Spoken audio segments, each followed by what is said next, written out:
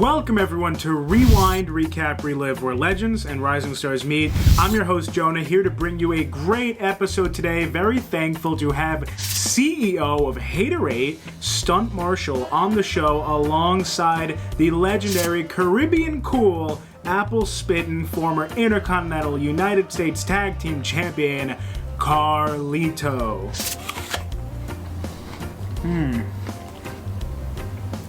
I don't think I'm gonna spit it at you guys, because you're pretty cool. I lied.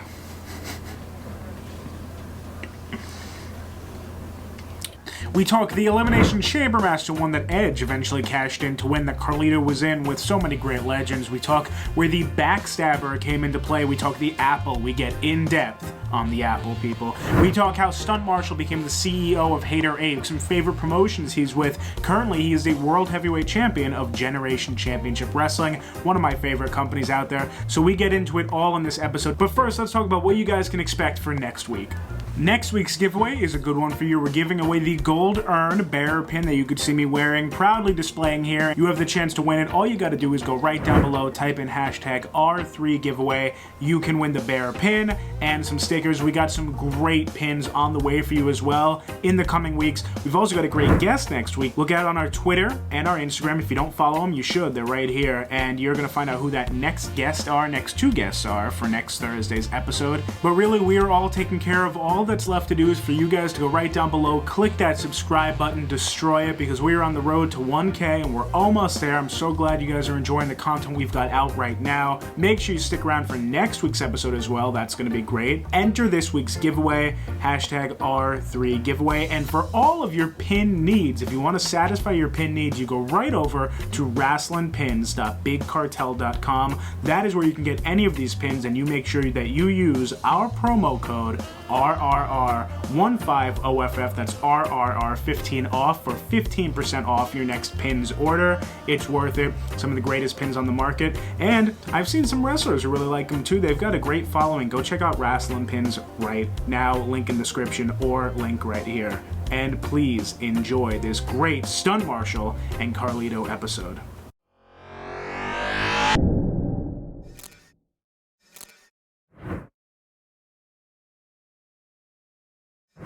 Our first guest has about 9 years in the business, having wrestled for promotions like USWA and GCW. In fact, he's the current GCW World Heavyweight Champion. Please welcome CEO of Haterade, Stunt Marshall. Hey. How's it going, brother? Good. Thank you so much for coming here. You could say our next guest is pretty cool. He's a veteran of the wrestling industry, of course, second generation, former United States champion, Intercontinental champion with WWE, and tag team champion. Please welcome Carlito to the show. Pretty cool. You could actually say he's the coolest. You could. I don't know if it's pretty cool stuff. All right. I don't know if you came prepared, Carlito, but I did hear for later on. I don't know. During COVID, they seem to have been restricting me a lot with the Apple process. Oh, they did, yeah. You didn't get to spit in the Rumble. Well, as I said, amazing really having you both here. And I always like to start at the beginning of both your careers, learn how it is you got into professional wrestling. Stunt, I'll go to you first. You want to talk about your journey? Back in like 2010, I was in college doing some gimmicks, and I went to high school with this one chick, and her dad was friend with Marty Jannetty. And one day I got to meet him, and that's where I started training back in 2010. But I didn't have my first match till like 2011, midway through. But it was a big journey training with him. It was fun though. Absolutely. I'm sure it was. I want to get into all that, your experience with Marty Jannetty. Carlito, I'll go to you next. It's well known. Wrestling is in your family, second generation, as I said. So I'd love to hear what your first experiences with pro wrestling was like. I didn't know my first experience. I was too young already. You know what I mean? I was just born into this. Like I said, it runs in the blood. Everything in my life was kind of revolved around wrestling. All my jobs, I've never had a job outside of wrestling. I started doing different things for my dad's promotion, working in a canteen, selling beer. I was actually a cameraman for a little bit, which probably was the most fun.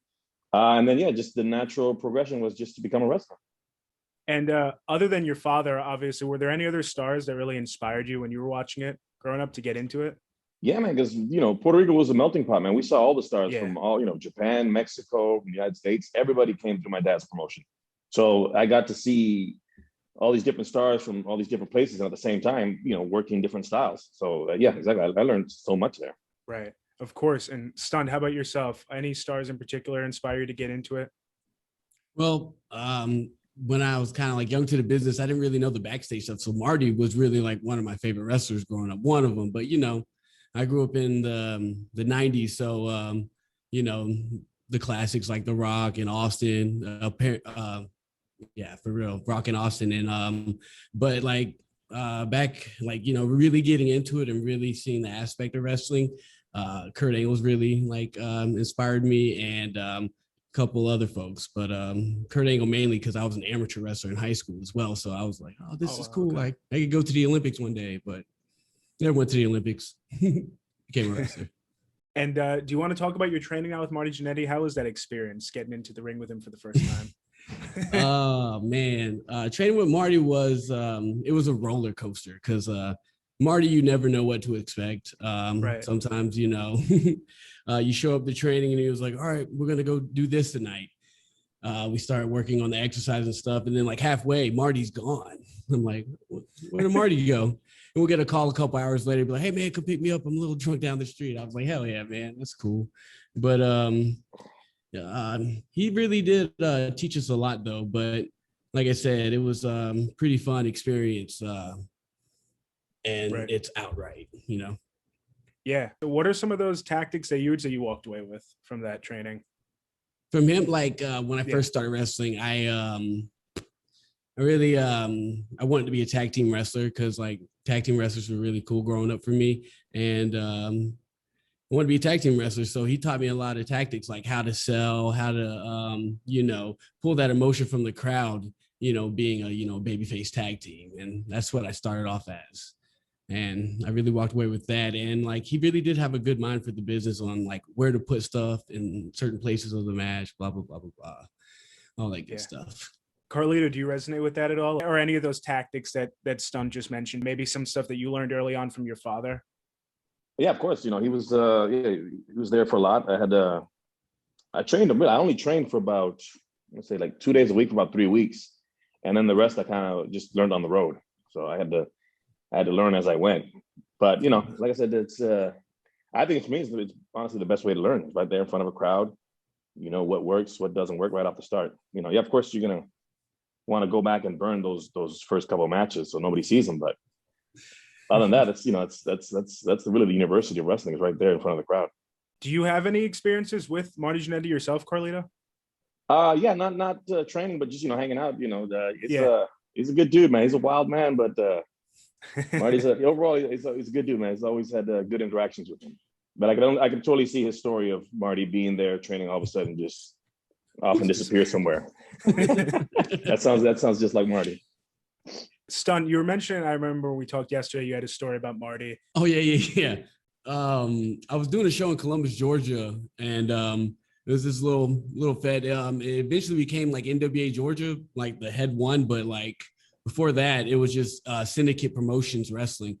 It was a cool gig. Got to wrestle a couple people there, like Cody Hall and who else was there? Odinson, people like that. But we got done with a show, and the promoter had a whole club, like 6,500 square feet club, and the wrestling arena was only about 3,500. So there was other rooms in the club. And after the shows, he'll throw a party. And then me and my buddy were like, we had to go to the store, get some, some drinks. And so we go to the store right down the street. And like I said, it's a club. So this wrestling venue's in the middle of the hood. So the liquor store is going to be in the middle of the hood, unless you want to drive across town or something like that. We go to the liquor store. We're in line waiting. And then I get a tap on my shoulder. I'm like, he's like, hey man, let me holler at you. I was like, Marty, it's me. And he was like, he looked at me, he's like, oh damn, baby. And I was like, Marty, do you really remember? He was like, oh, of course, baby, I remember you. But he asked me to buy him a drink. He had money and everything or whatever, but he forgot his ID. So he was like, all right, hey, give me a drink. I was like, all right. And then there was a cop like 5 feet from us, maybe 10 feet. It was pre-COVID, so he was probably pretty close. But he was like, "Come on now, you can't do that." I was like, "Yeah, Marty, my bad." So we go to the line, the counter, purchase out, and then we go outside. And Marty follows us, and he's like, hey baby, so you gonna do that for me?" And then the cop followed us right outside, and he was like, "You gotta leave, Marty." I was like, "This dude knows your name?" And he was like, "Oh yeah."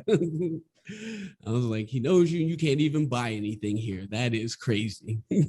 That's awesome, though. All good experiences for sure. Carlito, I want to go to you now. When you were with your father's promotion that I think you still go back to, right? I noticed that you've captured the Universal Championship 17 times there and their World Championship once. Do you want to talk about that experience working for your father and his promotion? Yeah, it was great, man. That's, I started out when I was about 19, maybe. I worked there for about, let's say, 4 or 5 years before I went to WWE. And like I said, most of the stuff I learned was from there, and that's mainly where I got my style. So I was happy to be able to get to WWE and kind of be a little different from everybody else. And which my main goal was also, as being second generation, you're always seen as whoever came before you, be it, if you had an uncle or a mom or a father or something, they always see that person. So I wanted to make sure that I was as far apart from what my dad was, just right. Just to be my own thing. And like you said, people I looked up to. Yeah, I looked up to certain people, but I never wanted to be the next anybody. I always wanted to be the first me. You know what I mean? That's stuff I like, but I always wanted to make sure that I do my own, do my own thing. And from a fan's perspective, you definitely were very, very unique, especially on display at the Royal Rumble. Everyone, that ovation, albeit the Thunderdome, still everyone was very happy to see you back. I'd love to know, when you go back to your father's promotion, are you treated now as a veteran after all your years of experience in the business, or still not so much because your father is still there?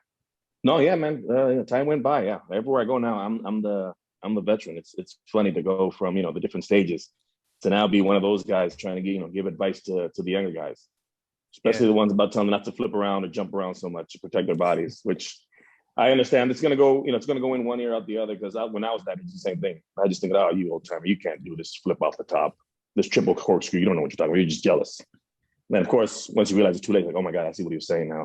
Now that I can't walk. But it's just the way it goes. Right, of course. So Stunt, Carlito was just mentioning his style. I want to hear about your style now. What could someone come to expect from watching a Stunt Marshall match? I'm pretty much a showman. Like, I'm more theatrics than wrestling, if that makes sense. But don't get me wrong, I can still roll around, grapple and everything, but like, I'm doing more for myself and my body by being, a character or a gimmick, if you will. And but like, I really can't explain, because like my gimmick, you ever watch Chappelle's Show? I have. Yeah. Carlito, have you seen that? Yeah, of course. I love that show. Pretty much, I'm one of the player haters. That's pretty much my gimmick. It's just, I just hate everything, just hating on everyone and everything, even if it's bad or good.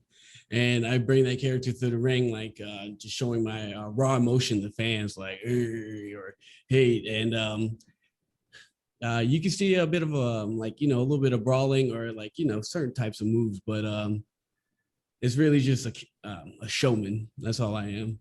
But I don't do any high risk stuff though. I am not a high flyer. The most you'll get out of me is a headbutt, and that's standing. Carlito, you mentioned that you wanted to make your style unique. Do you have any specific advice though for going about crafting that unique style for someone? The main thing is, man, is to find a unique character, a character that the people can identify with. Because all the moves and that is cool, but really what we do in there is tell stories. So you got to find a way. If you can do all those moves, that's wonderful. But also, like he was saying, you got to be a showman. You got to be an entertainer. That's what the crowd wants. You know what I mean? Like, my style, no one ever accused me of having a 5-star match, because that's not what I do. That's not my forte. I'll go in there, I'll do wrestling, I'll do a good match, but in the end, my job is to entertain you and tell you a story somehow. If I'm a bad guy, get you to hate me. If we guy try and get you to love me as much as you can, or just try to make you guys laugh, or whatever I have in mind is, I want to take on a little roller coaster ride. That's what I try to do. And like, honestly, wrestling is the last part I think about when I do a match. You know what I mean? I'm like, okay, what can we do here? How can we grab the people? How can we bring them up? How can we bring them down? And that's what I tell guys, especially I think it's what we lost today, is they focus more on their moves looking pretty, which is great. The moves are great and they look pretty even better. But at the same time, you got to have something to tell the people out there when you go out there. Something that sets you apart from everybody else. I 100% agree. You're out there to tell a story because when I first got in the biz, I was that guy was like, hey, we got to do all these moves. We got to do all these moves. But, over the years, it starts to make sense to you. Like you're out here telling a story and a story's not going to make sense if I'm like, dead, tired. Oh, I'm going to bust out this 450 out of nowhere or something like that. Something into that nature. Yeah. So, Carlito, you said if you're a good guy or a bad guy, I'm curious, which one did you prefer being with your run, let's say, in WWE? Oh, I always prefer the bad guy just because I felt Carlito was a heel character. He's likable, but he's still a heel. You know what I mean? There's really nothing babyface about him. So he's just one of those what I call a likable heel. But in the end, I always felt that he was a heel. And that's where he should be. Right. I agree with that. Stun, how about yourself? Have you been a face? Because it seems like the character that you were describing before is more of a heel now. Yes, now. But when I first got into business, babyface tag team, baby, taking that heat. But I was face for probably about the first couple years, maybe 5 years. And then one place was like, oh, you're going to be heel. And I was like, I've practiced it, but I've never really done it. So I was just like, all right, well, this is going to be interesting. And then I took more of a liking to it after that because I just felt like more control and I could really do whatever I need with my character as a heel. Right. Carlito, did you ever have trouble getting the crowd to hate you or respond the way that you wanted to? Are there any specific instances of that, or was it pretty easy? That's pretty easy. Like I said, he's a heel character. So yeah, they might cheer, might applaud, but then I'll always end up doing something where I don't agree with that. I can't applaud that. So yeah, it's just finding ways to kind of, like I said, get your heat back. So there's a lot of synonymous things with the Carlito character, whether it be the hair or the apple. I'm curious, as we were talking about style, where did the backstabber come into play as your finisher? The backstabber, that's Cena's fault. I would just, I just thought it was a cool move. And Cena kept on pushing on me. That's got to be your finisher. That's got to be your finisher. Man, yeah, but I got to do that every night. Yeah, it's like, it's a cool finisher. Like, all right. So I guess I gave in. And because, the first couple of years when I came to WWE, I didn't have a finisher. I was doing different things. Right. So yeah, I said, all right. So I just kind of said, all right, it's a cool move. Nobody else does it. Let me go ahead and use it and, solidify it as my finisher. Right. And after you left, I feel like we saw it used. Seemed like everybody started using it after I left. Exactly. Did anyone ask permission, or was that just up for grabs? No, just I nobody asked my permission. And also on top of that, they kept doing it, but they wouldn't say backstabber. They changed the name. Everybody had to. They call it something else. Yeah, backcracker. Yeah. I think I heard a backcracker. Yeah. They call it all these different names, but then now they've finally gone back to calling it a backstabber. But it was just interesting when that was going on. I was like, all right, well, whatever. I'm not there, so somebody should use it. No, that's absolutely true. Yeah, and when you came back, it was just a special to see it. So, Stun, we talked about you're the CEO of Haterade. You described a bit what your gimmick is. Can you talk about how you've developed it over 9 years? Though you came in as a babyface tag team. When did that really catch on, the Haterade persona? Probably 2015, maybe. Yeah, because I had a lot of tragedy happened in my life that year, and then I just took it all and put it into this person because like I said, I was a heel, but I wasn't when I first started I was a heel, but I wasn't a heel. It was just boo me. But I really didn't get the character until late 2015, and then I had a talk with one of my buddies. I was like, hey man, what do you think about a gimmick like this? And he was like, what do you mean? I was like, what if corporate rock and Kanye West had a baby? How would you think that would mesh? He was like, go out there and do it. And I did, but I also incorporated other things of hate, the play haters ball. Sometimes I use stuff from Boondocks, wherever hate's prevalent at, but just taking little snips and just bringing it all to a character, all one person. And the hate's not always bad. It's not like, I'm out here doing hate crimes, or like, I'm hating people over this and that. It's basic hate. It's just like, you like something, I'm gonna dislike it as much as possible, to a point that it will make you uncomfortable. And that's what the baby face is to me. Like, you love that? Oh, no. I'm gonna show you why I hate it. And then, just try to jerk the emotion right out of people, because people hate seeing stuff. And people also do like to hate. So it's a win-win. Right. I love the thought that went into it. Very interesting. Carlito, to shift to you now, I want to learn when you got that call from WWE to get signed, how you felt, because I think you first went to their developmental territory, but just getting that call so young and getting signed, what did that feel like? Yeah, we're going back a couple of years now. Hey. No, it was great, and I never thought I'd ever end up in the WWE. I just thought, I'd wrestle in Puerto Rico for a little bit and then kind of go on to have a 9 to 5 or something. So did you get that call? Yeah. I remember I got a call first to go to do some dark matches in I think South Carolina and North Carolina. And my first dark match was with Tommy Dreamer, and then my second one was Jamie Noble. And then after my match on Raw with Tommy, they said, "Yeah, we're going to sign you, whatever." So they sent me. I went back to Puerto Rico after the SmackDown, and about 3 months later, they sent me a contract and told me they wanted me to go up to Louisville, Kentucky, to OVW. Hey. Spent there about a year. I think about a year I was there in OVW. Just to kind of like acclimate myself to the American style, which was a little bit, just little differences, a little different style than Puerto Rico. And then after that, kind of just to develop my character, and then it was off to the races.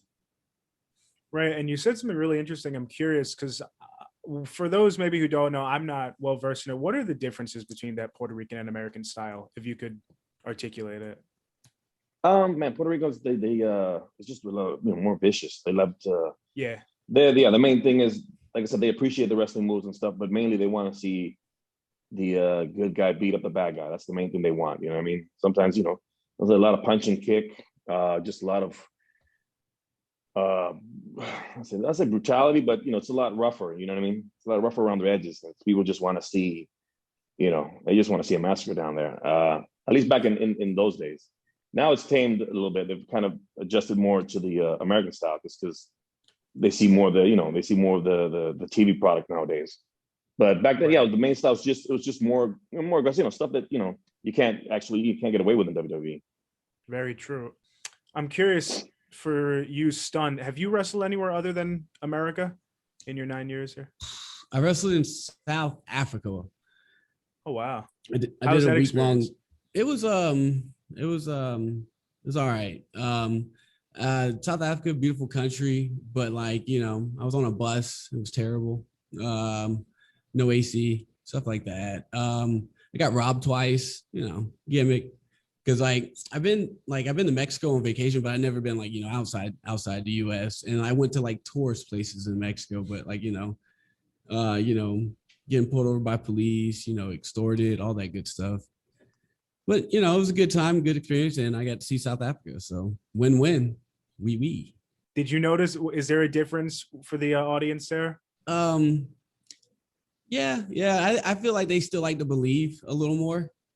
And they have a weird style over there. It's like a combination of our style and the UK style, sort of, kind of. So they pop way different than the crowds over here with some things. But, different people.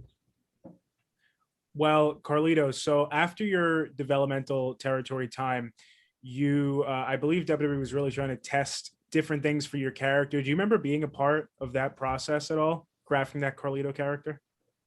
What part was this? Before I debuted, or? Yeah, like right before you debuted, when they were, I'm assuming, planning the vignettes, or they were deciding what your name would be. Yeah, a little bit. I just asked me kind of like, they came to me, pitched me the cool idea, and they wanted my name to be something around that, and they just go off my character. They would explain to me, yeah, you seem like a laid back kind of cool guy, like see the underhanded kind of, not that comical at that point. It was more just like a laid back, kind of relaxed, arrogant kind of guy. And then they did those vignettes, which I kind of found out later was just basically rehashed Razor Ramon vignettes. but it's still cool. Mine were just like slightly different. I was like, wait a minute, it's the same exact. I think the one where I spat the apple at a fruit vendor was like in front of a fruit stand. I don't Razor Ramon spat. I don't forget what it was. It was some other. It was a toothpick, wasn't it? Oh, it was something, yeah. And then I don't know. The guy was a vendor. He was I don't know, like a security guy at the door or something, and spat on him or something. I don't know, something like that. But yeah. And then from there on, it was basically did the vignettes, and after they aired, it just kind of let me kind of develop the character my own style. That's pretty cool that you had that freedom. And I did see somewhere that, he was calling you Mini Razor at one point I think it was to promote like a different show, was Razor Ramon, right? Who was calling me Mini Razor? Razor Ramon was Scott Hall leading up to a match.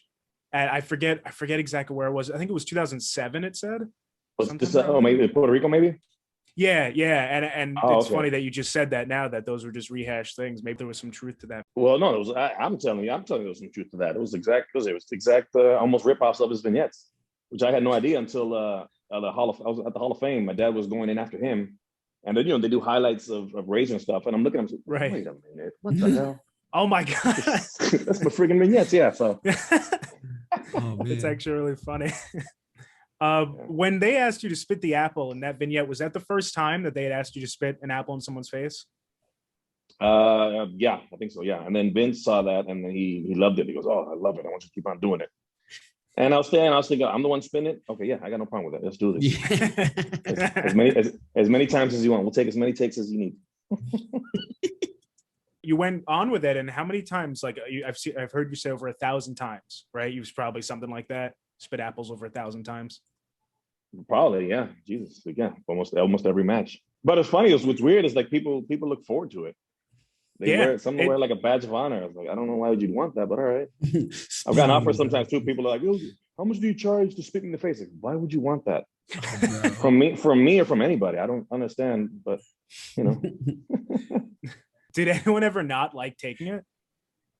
I'm sure a lot of people did, but nobody. It's the wrestling biz. You know what I mean? It's kind of like that's person's gimmick. All right, yeah, that's what you do. All right, right. It's it's just the way it is. You know what I mean? It's the wrestling biz. People's gimmicks, and you gotta. People understand. That's the gimmick. That makes the match work. You know what I mean? So. Yeah, absolutely. I'm curious. Well, actually, this is a fan question here. Do you have a favorite apple? Yeah. I get asked all the time. No, it doesn't matter. They all spit the same. They all work. They all spit the same. they all chew up nice and quick. It's fine.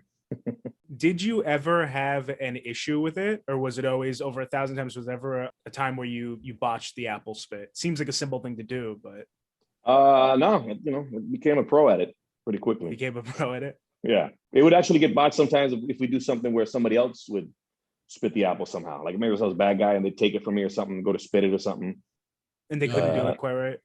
They do. They don't understand there's a technique to it. Actually, what I mean, if you don't chew it up right, I believe it. It'll be big chunks, and then it doesn't stick. Just hit people and then just kind of bounce off or something. So you got to get the right consistency, the right kind of consistency. Yeah, exactly. Consistency. Yeah, exactly. It reminds me of the Triple H water spit. I always tried to do that as a kid, and it looks effortless, but then you try it, and you can never get it. Right. I still can't do it. You still can't do it. I still can't do it. So, Stun, I mentioned you're the current GCW World Heavyweight Champion. I love that company. I've been keeping my eyes on them. They're doing some great stuff. Love the shows they're putting out. And I'd love to go to you, how that felt, winning the World Championship. That's huge. How was that for you? Well, it's a pretty shocking feeling because, like, I wrestled for him a couple times before. And, like, I was in a pre-show gimmick, and then next two shows I wasn't booked, and then like WrestleMania weekend, he was like, "Hey, you're wrestling Chuckles for the belt."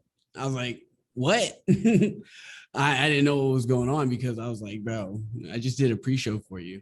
And then the Storm caught COVID, and then his match got cut, and then they added Shook D to the match. So I'm like, "Oh, all right.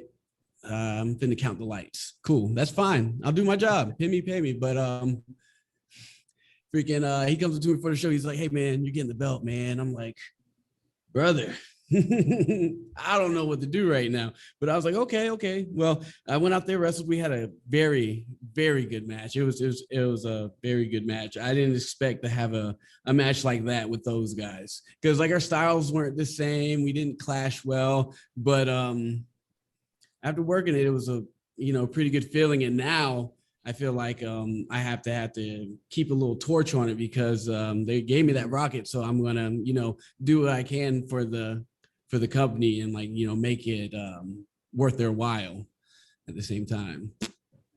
Hey, did you say when you picked that up? When did you win that? It was WrestleMania weekend, so it was the day before. Okay. Awesome. Friday before WrestleMania. So it's only been a couple months and a couple shows, but ever since then, I've been putting on some good work for them. I wrestled the Storm Thomas.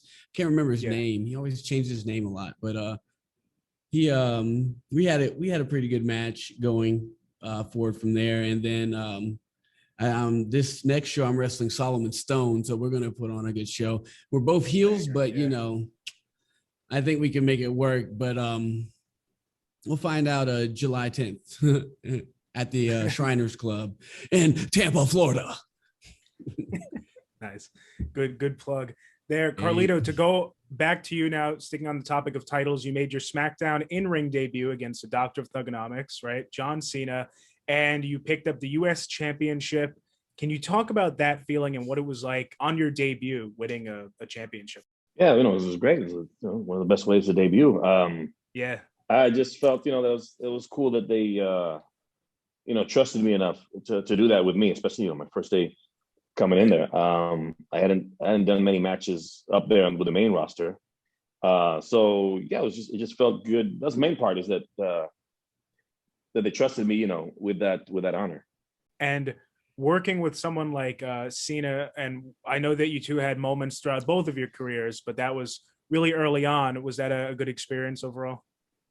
Yeah, it was great. You could tell that Cena was gonna. Well, I think it was already something special at that point, but you could tell that he was going places. So it was kind of cool to be there in the beginning and work with him at that stage, and then later on with the different stages, and just to see his growth from different eras when we had our matches. You could see he had changed and developed so much as a wrestler. During that time period, he was still Dr. Thugonomics. Did you ever see him backstage preparing any of those raps or anything? Man, we used to do. He just could do it off the top of the head. I don't know how. Wow. We would do after the on European tours or international tours. We would get on the bus, and the bus rides would be a couple of hours, and we would do what do you call it, rap battles, whatever, with everybody on the bus would do rap battles. Of course, it was embarrassing because he was the only one that could rap. I don't know who else could, but yeah, he just you'd start a rap, and then when you ended, the other person had to go on from whatever you said, and then Cena would always just go out. We just look at him like, okay, this is not funny or fair. It's like, we're terrible, and then this guy's able to rap. I don't know how you can do that. Just pick words like that real quick and just put them together like that. That's an art. It really is. It's definitely an art. Did you ever did the spot ever land on you for those raps, or? Oh my God, terrible! Yeah, I did it. I don't care. We'd been drinking for a little bit at that point, so I'm happy to get in there and try and rap the best I can. Who cares? Get them bars, bro. Get them bars. And then another question about that title win. I'm curious how your father felt about that, because that is his son on his debut night, as you said, huge accomplishment. Did he say anything to you about that? Yeah, my dad and I are very short with words. That's not the way we communicate, but that's I wouldn't have it any other way. I like that. I like that about us. Our phone calls usually last. I think our world record is about 2 minutes, but we get everything in. How you good? Everything's good. Yeah, all right. I love you, son. Love you too, Dad. Boom. Nice and easy. He didn't say much. Just I'm proud of you. You did great, and he just told me to. What he told me, like, just okay, keep your head on straight. I think is what he told me. Really, like, okay, keep going, and you're doing good, but don't screw up. All right. Yeah, that's sweet though. That's awesome. Stun. So tell us about some proud matches you have. Obviously, the World Championship match is up there, but are there any others? Maybe not even for a title, just matches helped your career along.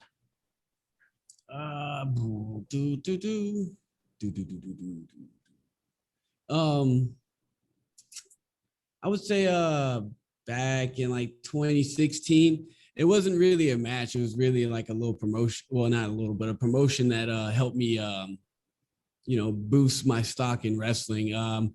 Back before, NWA was bought by Billy Corgan. There used to be like state affiliates and whatnot. And when I was, wrestling for a certain company, they ended up being the state affiliate, and it really helped me out because they had the NWA Georgia, all of Georgia, just one NWA, and it was a wild experience. But they really helped me put on like good matches. They always made sure I was with somebody that could work and go, and had like some what's that word I'm looking for? Some like they had something to back up their name as well. They weren't just like indie wrestler number 7 from like Alabama. Like there were names, there were people, Right. and they always made sure I was well taken care of, and I really appreciated them for that. But like really no notable matches. Like one of my favorite matches I had doing that, I wrestled Jimmy Rave. Jimmy Rave was a wonderful opponent because he usually works heel, but I was a heel in this case, and like he got me super over as a heel. And I remember one part of the match, like we're on the apron, and he was like, we were working, and he asked me to spit on him. I was like, all right. And then like I loogied up and I hawked to spit at him because like this is wrestling. I never spit at people, you know what I'm saying? Right. And I actually spit on him. Like I just seen it like hit his face like that. I was like, oh. And then he went to spit back at me, but he worked his. And I was like, huh, all right, cool. And then we go to the back. He was like, hey, next time, don't spit on me. I was like, my bad, man. I was in the moment. No, I'm not cool, man. It wasn't cool for me. I don't know. But that really helped me out. And they gave me matches like Jason Kincaid. And it like really taught me a lot wrestling people like them. Because like sometimes you could wrestle, certain people and learn something from them. And like sometimes I just feel like a lot of people don't have not a lot of people, but like a lot of people I was wrestling at the time didn't have anything else to teach me because I've been wrestling them. Definitely. Well, really, really good. Carlito, to go to you. So not long after that championship when you made your WrestleMania debut, WrestleMania 21, I believe it was, and it was not wrestling, but you were there with Roddy Piper, Stone Cold Steve Austin, 2 legends. Was that a nerve-wracking experience to go out there and interrupt them, or did you view it as a challenge, maybe?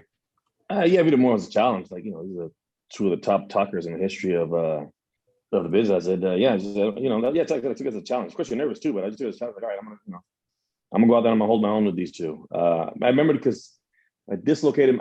Was I still in a sling at that point? I think because I dislocated my shoulder. Like I think a couple of I remember the sling, but I don't know if you were in it when you came out there. I forgot. I just saw it the other day too. Forget. Yeah, I remember. My shoulder was still healing, so I was just happy that they gave me a spot. And then you couldn't ask for a better spot if you're not wrestling. So of course, be out there with Stone Cold, and I think Piper spat the apple at me. I think I'm not sure. Well, it might have been that he spat the apple at me. I think so. Did he do a good job? Yeah. From what you remember? I don't remember that. I don't even know if he spat on me or not. I might be making that up, but I think that's how it was. But yeah. It was definitely one of my cooler moments, I think, in WWE. Definitely was. Did you get any talk with them beforehand or after about maybe any words of wisdom from them? Yeah, Piper had already known from my dad's days and stuff. Like Piper and my dad are friends. They go way back. So yeah, he's always cool to me. Whenever I'd see him, and then Austin was, he's cool to me too. I met Austin. I might have met Austin a little bit before that, but never really had spoken with him until that. And he's another cool dude. Yeah, Stun, for you. So you mentioned one event before that's coming up July. Hopefully now brighter things are on the way and your schedules are picking back up. Do you have any other events coming up, Stun? And then the next 2 months, I got a couple of them. I have River City Wrestling Con, June 12th in Jacksonville, Florida. And I just found out today I'm going to be at Southern Honor Wrestling this Friday. I think that's like June 4th or something like that.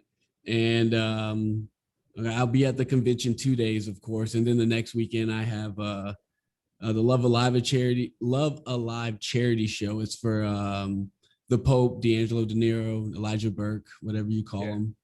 And then GCW July 10th, and then July 31st I have USWA Jacks in Jacksonville, Florida.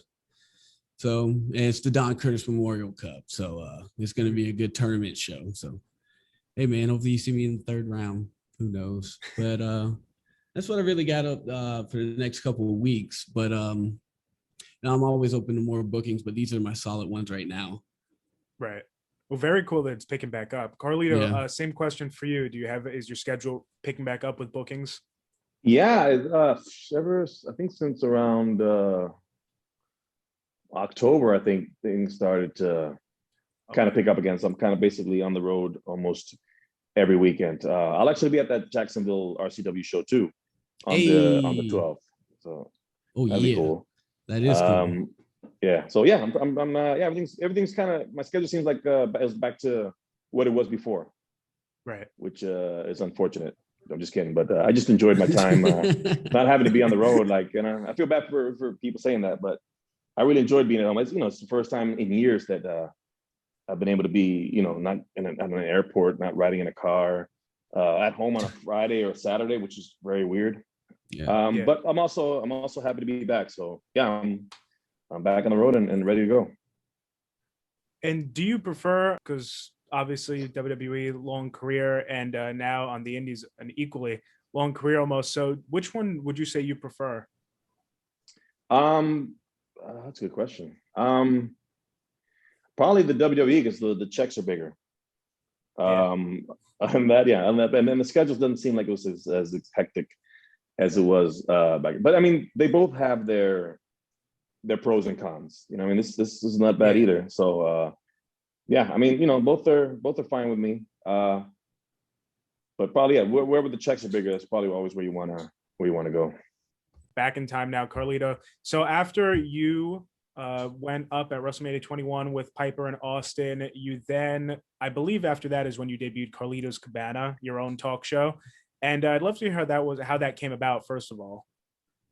Well, again, back to the sling thing. I had dislocated my shoulder, I think, I don't know, about a month in, maybe, on SmackDown. So I was just happy that they wanted to keep me on TV, because a lot of times, you go away and then sometimes you never come back. So, or you lose all that momentum, and then I had all this momentum. So I was happy that I was able to stay on TV, and also I was, I embraced it. I was confident in my mic skills. I knew I could go out there and be entertaining, and be as foolish as I could be.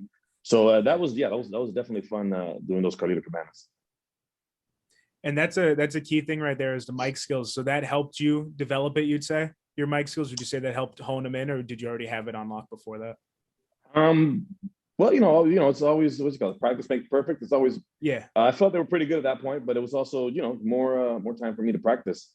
And, it's cool to me too. It's like, I have a bad memory. So I couldn't remember, if I'd said what they had written for me, I probably wouldn't have been around as long, just because, they don't know what a Latino person is, or they don't know, people from different areas, they don't know exactly how they work or something, or how they can write for them. So I understood that. So I kind of would just take it and kind of, make it my own, and then go out there and then I thank them too for trusting me to let me go out there and just wing it. Not wing it, but just do my own version of whatever it is they had down. Yeah, absolutely. Stunt, I'll go to you now if you have any thoughts on that, and really if you want to talk about how you've gone about developing promos too over the years.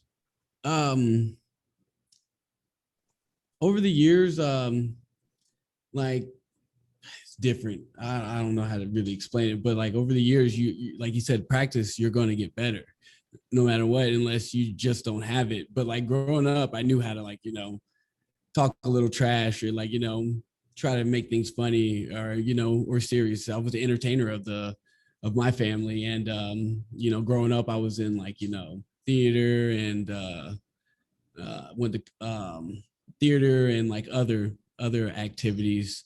And like you said, practice makes perfect. Like I drive to most of my gigs, and while I'm driving, it's usually just me in the car, because There ain't no boys around. Driving, just sitting there, cutting promos on things I see on the road. It could be a safety cone, it could be a worker, or it could be traffic because I live in Atlanta, and Atlanta sucks at traffic. Jesus.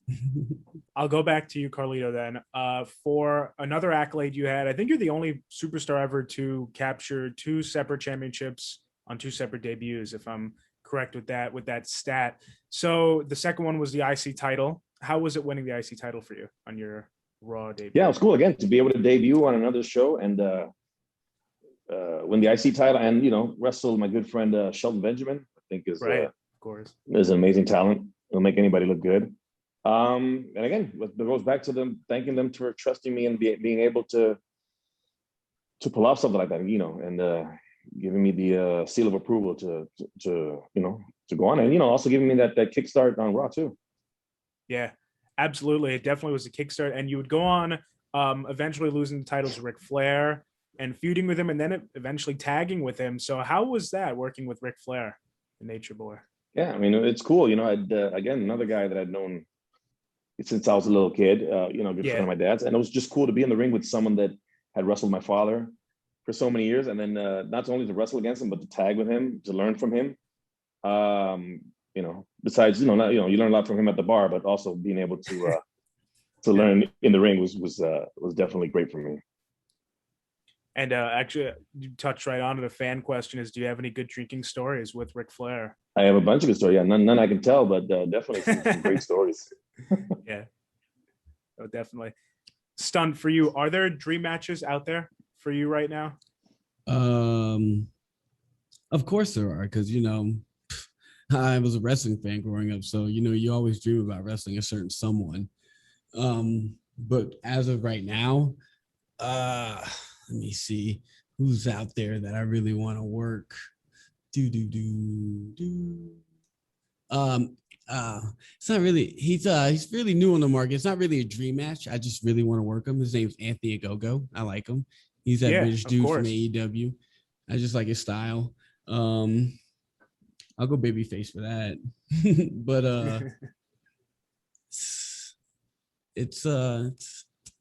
man, dang, put me on the spot. Dang, who would I job out? No, I'm kidding. Because I really want a good match. I really like a good story. Because like a lot of people nowadays just like to do moves, but I really like to go. This is just from like my perspective, my fan perspective. I would really like to go with Xavier Woods. I think that would be a good match. He is an excellent wrestler, and I just love the way he works. Because I followed him since he was Consequences Creed, and I was just like, yeah, man, that's a good dude, man. And yeah, so probably Xavier Woods. That's my answer, Alex. Ding. I love it. I love the thought that went into it too. And I would love to see it. Carlito, same question for you. Any dream matches out there for you still to do, or any ones that you've maybe completed in your career too? Yeah, I mean, I'm sure maybe looking back after I'll be able to take it anymore. But like I said, it's always been a job to me, man. Mine is like who's in front of me, or that's who we're working. That's who I'm gonna have the best match with. You know what I mean? That's who we're gonna go out there and and hopefully give these people some good entertainment. But yeah, there's a lot of great talent out there, of course. A lot of nice up and coming guys. But like I said, man, I just whoever's in front of me, that's who I want to work. Of course. Another big moment for you in your career was when you were going for the WWE Championship in the Chamber, and of course that Chamber that ends with Edge cashing in, and you made it to the final two, you and Cena. So how was being in that Chamber? How was competing in a Chamber in such a big moment like that? Yeah, it was fun. It was painful, but it was fun. Not only it was cool just to be in there with all those guys. I think it was Michaels, Kane, myself, Angle, Cena. Yeah, Masters. And it's when they started. I think it's when they started that keeping stuff from the boys, because I remember the finish. I think it was a roll up, and I always thought, I was like, man, that's a little what do you call it, anticlimactic for roll up. No, exactly. It's gonna work fine or whatever. And I just remember the whole night. I'm like, man, really, we're gonna do that? Whatever. Then all of a sudden the roll up happens, and then Edge's music hits. And I'm like, okay, I see. Now the roll up. Now the roll up makes kind of sense. Okay, yeah. So that was the first time they'd ever. It was the first time somebody cashed in the Money in the What do you Bank, call that? yeah. Money in the Bank thing. Yeah. So yeah. So they even kept it from us. So that was like, okay, I see. That's so interesting. Wow, that they kept that from you. That's really cool. Yeah. Overall, would the matches we just mentioned are some big ones for you. Of course, you've had amazing ones in your career. Is there a favorite or multiple? I've been asked that. Yeah, I guess asked that so many times. I never had an answer. But Yeah. then if I think about it, I'd probably say the WrestleMania where my brother and I unified Yeah. the tag team titles. And I mean, that's thinking back as anybody in their older or younger brother, that's one of the things they dream of if they're a wrestling fan is being at a WrestleMania and winning a championship together. So that's probably the one that sticks out the most to me is that match. That is great. And so I know that it was well documented that towards the end of your career there, Carlito, towards the end of your first run, you weren't exactly happy with your spot there. And I saw that a meeting made you change your mind, a meeting with Vince McMahon. Is that the case? Yeah, that's when you learn about the Vince McMahon Jedi mind tricks. You go into his office angry, you walk out of it happy, and then as soon as the door shuts around, you're like, wait a minute, none of this is gonna happen. Oh man, they got me. Yeah, but that's just shows you what kind of a genius businessman Vince McMahon is. Stun, I'll go to you now. Final question for you. What are your goals right now, long-term or short-term goals that you have for your career that you'd like to accomplish? Well, the overall goal is to make money, and you're not going to, well, I'm not going to say you're not going to be able to, but you make a lot more money being signed, like Carlito said, or wherever. And just to be signed. I'm trying. I had an AEW right now. I go to their Nightmare Factory, so maybe that will lead somewhere. But I would love to go overseas for a longer stint of time versus a week. Maybe I really like the UK style of wrestling. More grappling and striky too, but a little more grappling wrestling. And if Japan came a call, and I wouldn't be mad at that either. The overall goal is to make money and to support myself. I have no family. Hey. Carlito, I'll go to you now. To go to something current was your return at the Rumble. Amazing. Loved seeing it. So I wanted to know, we talked about how you weren't exactly happy. Did it change? Were you happy when you returned to the Rumble? Backstage, maybe? Yeah, I was happy to be back around, the boys, meeting a lot of new faces, seeing a lot of old faces, seeing a lot of faces that were there before even I was there. It was cool to see a lot of those backstage people I hadn't seen in, over 10 years. Yeah. And it was, it's cool. Like after the first 20 minutes, everything was, was new and weird. And then like after the first 20 minutes, it was like, I've been there the whole time, it felt the same, a lot of things were different, but a lot of stuff was the same. And to go out there, would have been cool if there was a crowd out there. But luckily, I guess the social media, you still get that feedback, not instantly, but at least you get it after. And just to see how excited people were, man, really was humbling. After so many years gone, a lot of times people forget people quick. So it was kind of cool that people were still excited to see me and still, then still remembered me. So I was just glad that I was able to do that. Right. Did you see anyone in particular that you would like to step into the ring with at a future date there? Yeah, a bunch of guys. All those new guys. I think I could probably. I'm trying to think who. I think Ricochet is a great talent. He can do pretty much anything, and the great thing is he can do all the flips. And I'll just sit back and watch him flip. I'll just hit him when he lands. You know what I mean? But yeah. Well, that's great. And one last question. This is more of a specific one. Obviously, the next night you teamed with Jeff Hardy. He's one of my personal favorites. I'd love to hear your relation with him over the years. You've had tons of matches with him. Yeah, tons of matches. We've we've ridden together a bunch of times. We traveled the road and the world together, I guess. So it was he's one of my my old buddies. So it was cool to come back and after all these years be able to tag with Jeff again. I don't know if I tagged with him before. I remember wrestling him a bunch of times. I don't know if we'd ever tagged. So that was cool to work, and then work some new guys like Riker and Elias. It was a lot of fun. I was glad that I was able to. The day after the Rumble, they asked me back for one more appearance on Raw. And could that lead to anything in the future? You think for what can we expect for Carlito's future? I don't know. Possibly, if somebody nobody calls me, but if somebody calls me, I'm willing to listen. And like I said, at the same time, if I don't get called, I'm not sweating it either. I'm still enjoying myself. Killing it, Enjoying. So I'm good either way. Well, that's good to hear. That's very good to hear. And last question for you, Carlito. Do you have any advice for Stunt as he continues his career? Yeah, man, just find ways to set yourself apart. I'm glad you have the right attitude already. That's not about the moves. It's about the character. It's about connecting with the audience. And, I think that's actually something that's very different now than what's going on, because I think a lot of people are focused on the moves and just, putting on these five-star matches, which is great. But business-wise, you got to think of, like, hardcore fans will always be there. How do you bring in the casual fan? That's where you start to go beyond wrestling. You do something that, so you think of somebody changing the channel, all of a sudden you do something seasons, like, whoa, what is this? Who's this guy? I don't really watch wrestling, but I kind of like this guy. I kind of dig this person. You know what I mean? Yeah. I think that's kind of like Austin a rock star. Austin, when he's saying all this wild stuff, I'm sure people change channels. Like, who's this guy talking about SmackDown hotels and jabronis and whatever? And boom, it's stuck. Or who's this bald guy coming out and drinking beer and and beating up his boss? That's how you bring in the. That's how you get big, is you bring in the casual fan. Yeah. Okay. Oh yeah. Thank you. Yeah, really. Thank you both so much for coming. This was awesome. Really. Hope you enjoyed it. That'll finish us off for this episode. Oh, thank you, man. I appreciate it. Brother.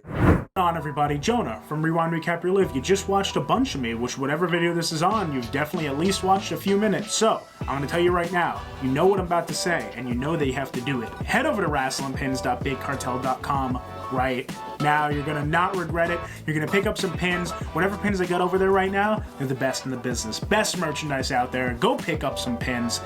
Use the code RRR150FF. Get 15% off your order, and I'll see you soon. Message Daddy, Boogie Woogie Man feel good. I tell my people, my brothers and sisters, don't you dare miss online, rewind, recap, relive. Oh,